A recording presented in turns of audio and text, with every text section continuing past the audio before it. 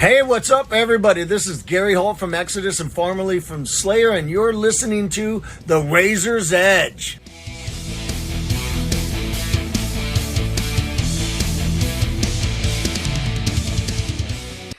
Hello, everyone. It's Jamie from The Razor's Edge, and we are joined by a man who is here to talk about his brand new studio album, Dance Devil Dance, available now. A man who likes the devil in his music and veggies in his mouth. It's the one and only Johannes Eckerström from Avatar. How are you? I'm very well, my friend. Thank you very much for doing this. Happy to be here. Now, I know you're currently touring here in the UK in support of the new album. Yep. Where are you now as we're talking? Because that's clearly a hotel background, as we said. Yeah, clearly. We are in Glasgow on a day off. We played here last night. Gonna do Wolverhampton tomorrow. And we had a chance to stay and spend the day. And I actually started to build a habit of wanting to actually do things on days off when possible. So we went, me and John, the drummer, we went to the big, it was called Kelvin Art Museum. I think it's called Kelvin, something with a K. It was very cool. It was also an organ recital as we were there. So we've been very cultural and enriched. I've never really heard Glasgow and culturally enriched in the same sentence before. It's quite nice to hear. You have to open your mind, man. It's a big city.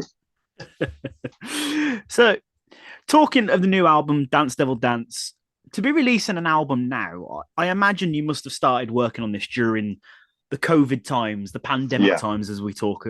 Did that make writing and recording this like really very different to your previous records? As little as possible, in a way. I think inevitably certain things happened. More work on a distance, because I moved to Finland 9 years ago now. But that also means that we had some practice in doing partial work apart, and then just getting together and get real intense writing as a group once everybody had been on their own for a bit. Like we had our work structure pretty figured out, where individual time and collective time was well balanced. Now we had to create more collective time online. But we had some practice, like I said, some practice on that in the past. So that wasn't so bad. Then the recording of it, then we were out of the woods, so to speak. I went to the woods to record, but out of the figurative woods of pandemic, once we actually started to, rehearse and head into the studio, which we built ourselves. So it's by that point, it was not a COVID album in terms of recording. And then as far as writing also went, I made a very conscious effort, especially lyrically, obviously, to keep my world big, if that makes sense. Not run away from whatever was going on with me and us due to the pandemic, but that kind of was poured in to a handful of songs to different degrees. Especially, I guess, Hazmat Suit is really where most of that angst landed. But all in all, just as much as we all try to make life carry on in some way, also that life at large spill into the songwriting the way it should. So it wasn't just about face masks and I don't even know what happened. It's natural to need to write about it, though. It was almost 3 years of our life where everything just stopped. It affected so many people in so many different ways. It's natural if you're writing about your life and the world around you, you're going to write about it. Let's be honest. Exactly. But at the same time, relationships were ongoing. Spiritual journey was ongoing. The world kept turning in some aspects and some not. I remained married, like things, luckily, knock on wood on that one. But, like these, all kinds of things still went on alongside of it all. And I just try to keep that, again, keep my world big is the best description I found for the process. That makes sense. So this is your guys' 9th studio album, is that right? Apparently. Yes. What makes this record stand out against the others to you? There are a lot of things. I saw a snippet of something that Ruben said in regards to working with Red Hot Chili Peppers just earlier today, and how when he did is it Blood Sugar Sex Magic, maybe, whichever it was, that was their 4th or 5th album, and he went and they had rough studio experiences. So instead of making a fifth album the same way in a studio, they rented a mansion and put a studio up there to make that turn into album number one. We have done all kinds of exercises and little experiments and things to make that happen for us. We did a concept album because we had no idea how a concept album was made. We went to Thailand because we had never recorded abroad. We recorded live because we didn't know if we were good enough to do that, and it seems we were. We did a comedy album. You know, we did all these different things to find a new focus, a new approach to make it. How do you say? To wow, I'm easily distracted. I'm looking into that medically. We no, we oh shit. Hold on. No, so with this one, we, like I said, we built our own studio, rented equipment, and we went out to my family's. This must be a better word for. It's not a summer house because we are there all year round. My family, but you know, cabin in the woods, Yeah. and then and we built an extra building. But I mean, everyone except for me, like just a simple, just 3 bedrooms and a little hall to extra beds basically because we are many and we invite even more. We tore out all the beds, and one room was control room. One we put all the amps and stuff in. One drum kit and a bunch of chairs around so they could all play together.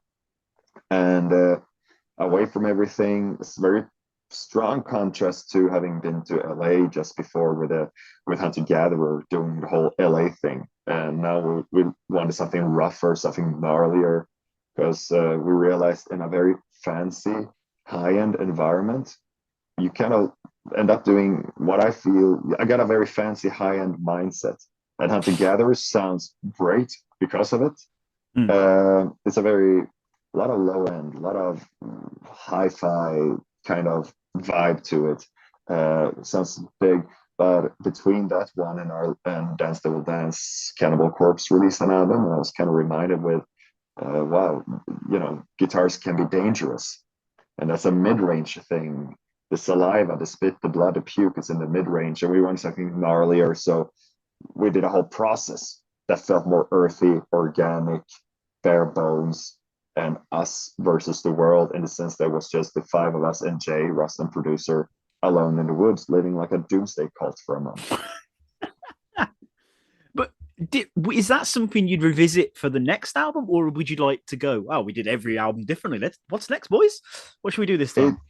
It's too soon to say. I think we probably need to do something different next time. I mean, just for the hell of it, because for the hell of it, it's important. Something to make it feel hard, different, out of the comfort zone, because we are so extremely comfortable with each other now, as we should be, as we are very grateful to be. But that also means that we can't find discomfort between each other. We kind of tried. Like, I'm going to argue a lot for the songs I wrote to make them on the album, and then I did, and I guess, yeah, what is a good one? I'm all for it, you know, like, so and can't force conflict where there is none. So change of environment certainly has a point. We might circle back to this solution again, because it was, I mean, the last whole bunch of albums, I really, really enjoy recording albums more and more. Being super insecure and nervous and doing it in a very hard way, self-finance with the first one, of course, and then getting more and more into it while also getting a little bit of resources to do it in cool places and whatnot, and work with some real good people. Tobias Lindell for Black Walls and Hailed Apocalypse, Sylvia Massey for Feathers and Flesh. She's of course a genius and a mad scientist, and then Jay Rustin with the last whole bunch, because we just clicked. And we are all, you know, tree hugging vegan dog lovers that have a sense of humor that cannot be repeated in any public setting such as this. You know, so we tick all the boxes with each other. So we kind of stuck to him. No, so I don't even remember what questions led to this. No, yeah, but we will. We might circle back, but probably it's good for us to go to Transylvania or something next time. Amazing. Yeah, that'd be awesome. It would be. So the new record's been out now, like just under a week. What's the Mhm. feedback been like so far for the record? Well, the stuff that I choose to see has been overwhelmingly positive. Um, no, but from fans and stuff, it really, it's making numbers. It's charting in places, at least digitally, as far as I've seen. And people overall seem to really, really like it or find something about it that they can like a lot. And more importantly, like it's this each album is released twice in my mind, and the first release is very metaphysical and mental and personal. Mm, You have the release as putting something available for purchase, then you have the release as letting something go, and we this is something an exercise that developed since Feathers and Flesh, really, because that was such a weird album with the story and everything, where I really made peace with the idea like, so what if no one else likes this? What if we went too far? What if we booed off the stage and go home? Are we okay with that? Because yes, because we are the only one who truly has to live with these things for the rest of our lives. So kind of our piece with that we did exactly what and truly what we wanted to do. And there's that moment, uh the last time I listened to the album purely for me is you receive that last master. You're going through the ringer with it a couple mm. times. Have a listen from beginning to end, shed a tear, get a boner, and just make peace with it. Like this is now what it is, and I'm glad it is. And then that's the release, and then you work on music videos, and then you start to prepare to be put out in the world. And comes the other half of the art project, which is the show business side, which is an art Yes, form in itself. The agree. stage, the videos, the performing arts, and once you kick in that gear, it's you're getting ready to give this thing to the world. And so, but so, and yeah, and response has been positive. We're playing like, yeah, 5 songs on our current set list now on the road is from the album, and they're going over well. And next week, or once we hit the continent, when we're done with Great Britain and the album has been living out there slightly longer, we'll go over even better. Awesome. We have to mention one song on the album specifically because it's every single review I've seen has just been, oh my God, their two voices together, because absolutely incredible. Mm, Why have we not heard this before? And of course, that's Violence No Matter What with the amazing Lzzy Hale from Hailstorm. mm, mm. How did that song come about? Did you reach out to her? Did she reach out to you? No, we reached out to her, but it's started with the song. No, okay, so let's first put on record that I think List is one of the greatest voices of our time, Yeah, and we feel a kinship with Hailstorm in many ways. Where on the surface musically, yeah, we're both electric guitarists, but other than that, I think people look at Avatar, they see a metal band first, but then there's that undercurrent of rock and roll that creates a big picture. With Hailstorm, I think it's a bit reversed, but especially when you see them live, you see how hard they go, and that side to it that you need to really understand what they are as a band. It's way more metallic yeah, than maybe some people get from a surface level. So we kind of there's a Venn diagram, and we overlap a little bit. Then also they really really like each other and are, well, in parts a literal family, but beyond that also a family as a band, as we are as a band. And having that relationship in a group, I've learned, is way more rare than one would have believed before getting into this business for real.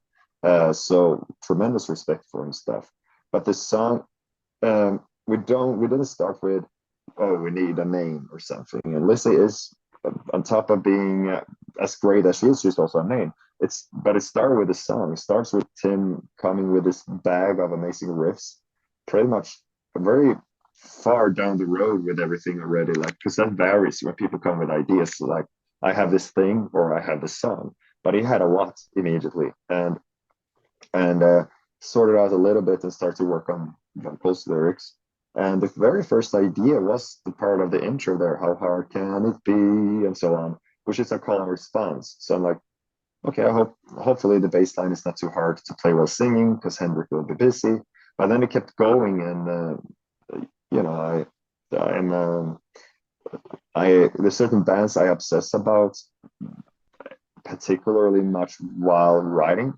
Mm. Faith No More is one, Judas Priest is one, Simon and Garfunkel is a huge one. So then the harmonizing keeps happening and happening and happening, and it's like, you know what, this could actually be a duet. And Avatar is a sausage party, so there's a certain sound. There's a certain sound that we can't create ourselves. So who's out there? And we've done some touring with Hailstorm, and we met on some festivals and stuff. So there's a little bit of a relationship there. And Jay, through Jay as well. The question actually went through him uh, to ask that. But I mean, so it was an easy ask, and she said yes immediately. It pays off. Like I said, your two voices, they bounce off each other so well. It's absolutely amazing. But obviously, you, as we said, you're currently on tour now. And first off, how's the tour going? Really well, really well. 3 shows in, and no, time of our lives. Really, like, it's been special because on the theatrical side of things, we do a couple of things that is for us next level, and that combined with I'm more taken than ever with the fact that people are interested. The same for the longest time. I try to, every time chance I get, to say thank you for bringing so much to what we do by having it mean something to you, because it really is a two-way street here in how the magic happens. And it turns a cliche when a band says, without you, we would be nothing. But it truly internalized that whole thing of the audience is 50%, at least 50% of what makes it happen. And being very aware of that and overwhelmed by the interest created for these 3 shows more nerves than I felt in a while. Combined with that, there are certain challenging things we do on stage, little thing here, a little thing there, that just keeps you on your toes, aside from the music itself. And been throwing around the set list is, it's important to keep certain traditions alive. If you're a metal band, we have a legacy. Balancing that with messing with other traditions and finding space for some songs that over time turned into slightly deeper cuts and all of that. And it has all come together really beautifully. And so it feels profound. And we're playing for almost 2 hours, but it feels like it's over in 15 minutes every night. I can imagine. It's always the way, isn't it? When you're having an absolute whale of a time, it just like, where did that time go? Yeah, no, it's really crazy. It's been, and maybe it's just with age also, everything goes faster, but there's a certain intensity now that, there's a lot going on in our show. As we were saying, 9th album now, it must be a nightmare to pick out a set list. I don't know. Like, we come to peace with that. It is what it is. We're still insane enough, and we'll continue to be insane enough that our next thing is our greatest thing. So we play almost half the album on this tour, and we made a point out of doing that. And then it's kind of balanced. I realized, for instance, I saw In Flames were on tour, and I saw them just recently at home in Helsinki, and it was they're always since the very early days when we saw them at home in Gothenburg, been great live, but this really stood out for whatever reason. And I realized, and they had this row of songs that they went through one song per album chronologically up until a certain point. And awesome. Realizing that how much of an album is packed in one song, like that they didn't need to play all of Horacle. Now I try to remember which song they did from Horacle. I actually don't remember. But Sam Prince, what did it do from? Oh, they did, for instance, what is it called? Wow, with names suddenly. It's beside the point, sorry. Now it just bothers me. I'm wasting big time trying to remember another band set list. Anyway, but here, one song from that beloved album kind of gives you the flair and vibe from the whole thing. Yeah, which worked really well. So, that we do. And for instance, off of Eagle Has Landed, off of Feathers and Flesh, we do Eagles Landed, but we kind of will do that probably for every show until we die because of what that song has become. So that is going to kind of separate from the whole Feathers and Flesh thing. But then we put one more Feathers and Flesh song in the set list that then kind of speaks for the whole album, and then you kind of can make peace that you don't do the whole thing. Because we pick one of those up that we haven't done in a while, and then it's okay, we can't do it all, and we do that with all the albums. So when the Avatar Country moment happens, it's just last for one song on this tour, but we make it very, very Avatar Country when that song comes on, so that was something that I got this term maybe reaffirmed in English by seeing that in Flames show, that how much album one song can bring to a set list. So that helps. I get what you mean. So what I love about Avatar is you can see like different inspirations from different places all over the world, like music or the wider world in general. Who were the main influences behind the band and yourself? So historically, when we, our hair is barely grown below our ears. Jonah still has an afro because he hasn't started to turn to dreads yet.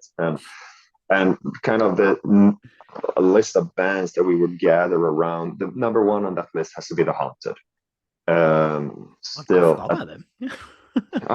Many have, and that breaks me. Like The Haunted made me do it, and also self-titled debut meant so much to us in just learning how to play. John would play through their live album from back in the day, live round in Tokyo as a daily exercise. Jonas tried to get lessons from them, but they didn't give any. And just that kind of riffing, that kind of melodic riffing with root notes in between, that kind of lead rhythm combined melodic death metal riffing, that style of playing laid such a foundation for just what became our musical DNA. I wanted to sound like a combination of Marco Aro and Peter Dolving. Is so important, and beyond those albums, they also continue to do great stuff for always. And then get the rest of the Gothenburgers, of course, in Flames, as mentioned, and combined with Cryptopsy, was a huge deal, still is to us. There's one time that we actually, my shyness be damned, I'm gonna go and meet Flo Monnier now, and so technical death metal, melodic death metal, and then the Iron Maidens and the Halloweens of this world in combination. And then through the years, the old school stuff that we always loved became more and more important. Like for me, like Black Sabbath, Deep Purple, and all of that, together with some some industrial things. Like for me personally, I don't know, Judas Priest has become something that I always listen to all year round. But when we write, I kind of zoom in on them alongside with certain bands I return to for the songwriting craft and studying would be like Faith No More, for instance. That they are a hard rock band, essentially, that still could go in so many wide directions. RV, the song, played a role in how Trained turned out, for sure, combined with some Cohen, some Angelo Badalamenti, some Mule Variation, Tom Waits, and stuff. But when it comes to Faith No More, maybe in particular, it's always how they work with the bass. And it's not that we invented an entire new way of playing on this album for the bass, but bass lines with some breaks in it. It's incredible what that can make for a groove, because we usually, it's metal. So you turn all instruments together into a giant guitar. That's the Black Sabbath thing. That's the Iron Man riff and stuff like that. And that's the best thing in the world. So the Geezer Butler way of playing, or like basic bass playing. But then we got some moments on this album, I would say, in the Dirt I'm Buried In, the kind of disco groove, or the chorus of, what's the song called? On the Beach, that boom, pause, boom, boom, pause, boom, boom, pause, which is, we don't always do that. So it's the simplest thing in the world, but I get so excited of that kind of bass playing. Um, and then I'm a mega Devin Townsend fan, and something that really that has had a huge influence on our constant pursuit of reinvention is, I think, in his work, he's always so incredibly honest about where he's at in life. There's never reinvention going on in terms of taking something old and like, hey, I'm still this guy. It's always very much the here and now, and everything that he does comes out, which also always gives the potential for his next thing to be the best thing he has ever done. And light work I really love, and I know we will only get, which came out last year, and I know we will only get one album by Devin Townsend of that mindset of a man with a teenage son and whatever, about to enter his 50s, who just came out of the pandemic and needed to gather these thoughts in this particular way. That will never happen again. That's a snowflake, unique, on to the next thing. What's going on now? And I respect that tremendously. Then I can go on with influences forever. Ministry played a huge part for me when starting to write for this album. That was one of my COVID comfort foods, was a lot of Ministry initially. Yeah, the list goes on and on and on. I like that though, because the more influences you've got, the more you can pick and choose and take from these artists and build that unique sound that whenever anyone hears an Avatar song, like, that's Avatar. Like, yeah, and we also trust that we don't worry too much about any formula in terms of who we are. We're metalheads. We're making metal, but aside from that, it's less. Let's go to another influence. Queen is a go-to example for me. If you go from "Other One Bites the Dust" to "Bohemian Rhapsody" to "I Want to Break Free" to "Show Must Go On," you have a band that it always sounds like Queen, but it's vastly different. And the thing is that they are the players, and you can't run away from yourself. Like, we as musicians, as good as we might be or not, we're just not good enough to turn into other people when we play. So, and we record in a way where the DNA of the players is maintained. You don't scrub the drums too much. You don't quantize and sound replace and certain things, certain tools available that you simply do not use, at least not overuse, because modern electronic recording is also digital recording, I should say, is also great, because it makes it more available, affordable, democratic, levels the playing field for people to be creative if you compare to 30 years ago or whatever. So that's a good thing. But there's also too many things you can do, which metal is suffering so much from nowadays. But we are very maintaining a rock and roll attitude to what we do, and try to impart, like, you want to record like the Beach Boys or Beatles or Zeppelin or something, while trying to write songs you haven't heard yet. So the one other thing, like I said, that you maintain that rock and roll mindset is one thing I love in bands, especially in the world of rock, is people that add theatrics to the band, to the show. My favorite band in the entire world is Kiss. That shows you, but that sort of thing that I like. But what made you to decide to do more than the music with Avatar? You got the face paint, the costumes you wear on stage and whatnot. What made you want to make it a show? I mean, we were always attracted to that. Kiss is a band, of course, people loved as kids.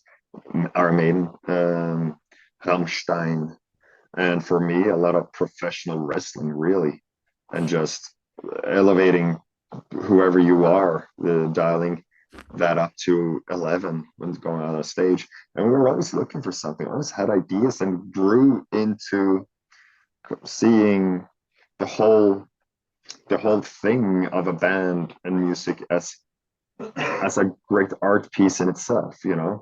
It's not just a song and then what's the image. Like, the image can be art itself if you remove yourself from that word, and just getting to do awesome things on every level, and you have everything be part of creative outlets, which gives the shows even more meaning, the music videos even more meaning, the outfits and everything. So I think we were drawn to that very early on, and then we just grew into getting the courage and the ideas to start to pull more and more things off. So just thinking then, as you're saying, it's saying about take courage to become to be the front man of a band, how long into your career did it take you to get comfortable in that position, to be up there in front of everyone, talking to the crowd and everything? Because it's very different recording in a studio and at home than being in front of a crowd of God knows how many people. I mean, getting good at it took longer than starting to enjoy it. I was lured into singing in the first two bands I joined before Avatar when I was a wee lad. But I don't think it was an accident in hindsight that I was the one of the bunch who was lured into that. It fits my personality. As you can tell, I don't necessarily shut up. And just, a role that suited me. And then, of course, you grow with it. Then it was a weird, not growing pains, but it was surely something when we took that turn into turning Avatar into this metal circus. Of course, suddenly I'm not just a singer frontman, I'm basically also the mascot, if you will. I'm Eddie, I'm Snaggletooth, I'm Vic Rattlehead, at the same time as I'm the singer, which gave an extra different kind of focus on me in the group. And I think it was something I was more aware about or thinking about in that apologetically towards the other guys in the band than they did. I believe. But it's certainly a process of like, what is this? Because being the spokesperson for something, being the spearhead of something is not the same as being in charge of it. We all have our roles. We are a collective. We are multiple songwriters and everything, and I carry responsibility to, of course, be super true to myself and take responsibility and command out of that. I'm the one here talking to you and all that, while at the same time, of course, respecting that I speak for 5 guys, not just one, not just myself. But that part 3 has gone very easy because we've grown up together, and I pretty much know where we all stand on different things, and that shapes, that informs what I communicate. But I mean, where I stand and how I feel about what we do is very similar to the other guys. Of course, if Tim was here talking to you, he would have remembered to add the importance of Pantera and Van Halen to what we do as well. But now I did, so we're fine. There you go. You can forgive me now. Yeah. So a question I like to ask musicians quite often, music videos. We mentioned them earlier. The process of making them, not necessarily watching, the process that goes into making them. Love it or absolutely hate it? I always get a mixed bag on this question. No, I always, well, clearly, if you look at us, we love it. That's, it's very also made in-house, so to speak. We really enjoy it now, and again, there we also have different roles where I play a big part in the idea stage, which I like. In anything we do, it's one of my great addictions. Favorite parts is those first moments of figuring out the ideas. What are we going to do? Yeah, that's my drug. Coming up with songs, coming up with stores for music video, coming up with outfits, then different people take on different roles along the way, where essentially our drummer John acts as a producer for them, and then Johan Kalén, that we've done all the good ones with, is director, photographer, and the whole post-production team, all wrapped into one usually. So and so different people take different parts, and I personally get to do my favorite parts usually. Come up with a bunch of cool stuff and figure out what we're gonna do. Then I go to bed and someone loses sleep over how we even are gonna pull it off. Then I get to perform in it, which I like, and then I get to bitch and moan about the editing, and then it's done. So my 3 jobs I love. That's all that matters. That's all that matters. Like, when I've spoken to people in the passage, like, we had to pretend we were playing the song 15 times. I'm sick of my own song by the end of this process. Yeah, but that's lack of imagination, because a couple of things about that. If you plan out the video ahead, and if you have an idea that's more than standing in front of a couple of burning barrels or whatever and play the song, then you can just play the part you need for the shot until you get that part right, and I think it's just laziness or you're unimaginative if you just, force yourself to do, some songs require a lot of performance takes, of course, that still you can momentarily burn out on it, but when it's done for us, it's done for a good reason. And then, because look at our videos, everything else we get to do, I've been traveling to the moon and beyond with Tim fighting tentacle monsters in a Jules Verne built spaceship. I've gotten to be summoned in a satanic circus ritual, reborn as the Antichrist, delivering dance to this realm. I've gotten to, like hang out with werewolves and run away from mummies. I've gotten to ride a carousel for hours on end, which actually made me sick. So you can't complain about that part. Absolutely. I feel like what you just said then about all your music videos leads so beautifully into my next question. It's like, if anyone is listening to this now and they're like, do you know what? I quite like the sound of this guy. I like the cut of his jib, as they say. I'm going to go listen to a couple of Avatar songs, see if I like them. What's a couple of songs by you from your back catalogue that you may suggest that people check out? Get the real feel of Avatar. Oh, I don't know. Just go on Spotify and play the top 10s, I guess. Which right now, because of how algorithms work, is full of the new stuff, which I'm immensely proud of. It's such a lie and cliche when bands say this is the best album we've ever done. Number one, it's not up to us when we're out in the world. You get to decide what's the best stuff and why it's the best for you and what's worst. That being said, my personal opinion, my feeling is that this is the best album we've ever done. There are certain things about it that I think we nailed to a degree that we haven't in the past. The sense of focus, still a very eclectic album, but song by song, the individual songs feel more focused, cohesive in whatever emotion and function in your life and what or how we wanted to move to it.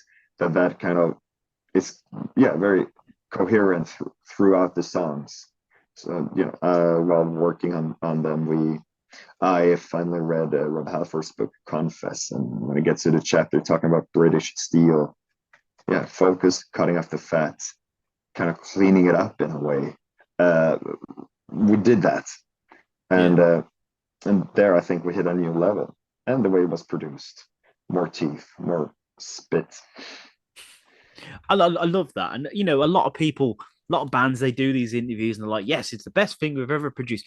But listen to you talk and talking about their record, then you can say how much you believe every word you just said. Like, you can see you're so immensely proud of this album, and you should be. It's a fantastic album. I was listening to it today on the way home from work, make sure I was ready for this, and it's fantastic. So good. I can't encourage anyone listening to this enough to go check this album out now if you haven't already. Thank you very much. Thank you. Before I let you go, sir, I have a dear friend of mine named Sophie, and she's a huge fan of yours, and you as well, you as a person particularly as well. And I told her I was talking to, and I think she literally responded telling me to fuck off. She wasn't very happy that I was talking to you, and she wasn't. So I said, Sophie, I got this opportunity. What's one question you'd like to ask him? And as you pointed out earlier, you're a big wrestling fan. So she wants to know, who do you think would win in a triple threat match between Mankind, Dude Love, and Cactus Jack? My money is on Cactus Jack, of course. He has the WCW roots. He's a territory. He's a journeyman, and just a raw Stellavage. He's the one that Mick Foley, that Mankind had to pull out to beat to.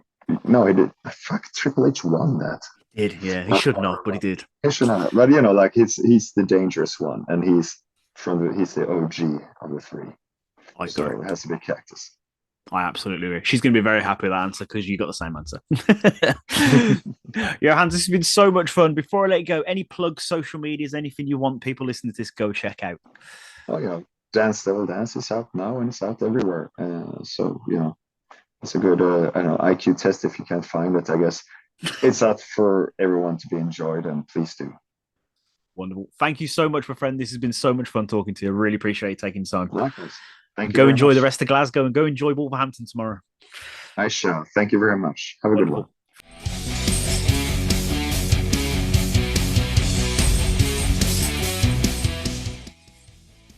Thanks for listening. Make sure you keep up to date with future episodes by subscribing to our channels. For more information on this podcast, or for all the latest music news, reviews, interviews and more, head over to our website www.therazorsedge.rocks.